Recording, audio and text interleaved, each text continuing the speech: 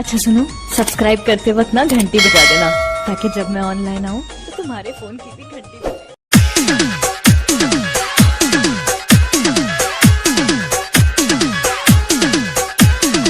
DJ Ram Parvesh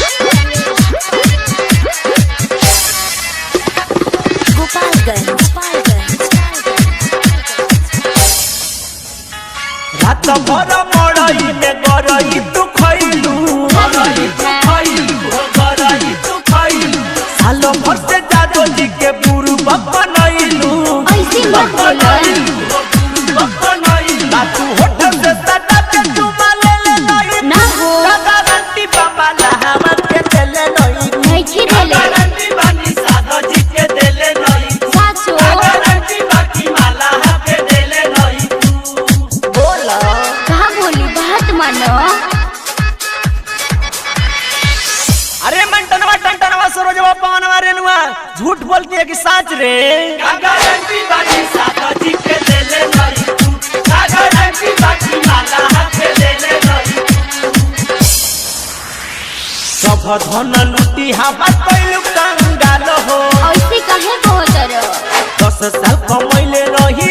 Bengal हो सबुर धर गोरी कइलू कंगाल हो लकी करी न दुनिया तुले ले नहीं खू हनु गारंटी बाबा लहावा के देले नहीं नहीं देले गारंटी बानी साधा जी के देले नहीं का गारंटी हो गारंटी बाकी माला के देले नहीं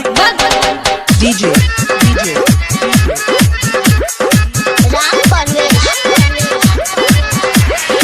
गोपालगंज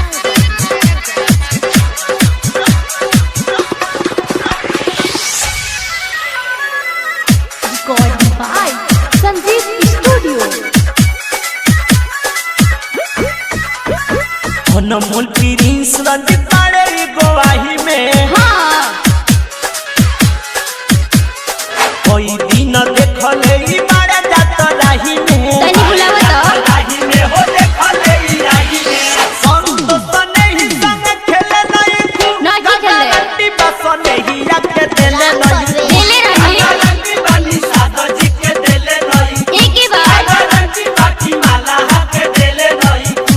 साफ बोलबो कि ना अब ऐसे ना हुई 7-12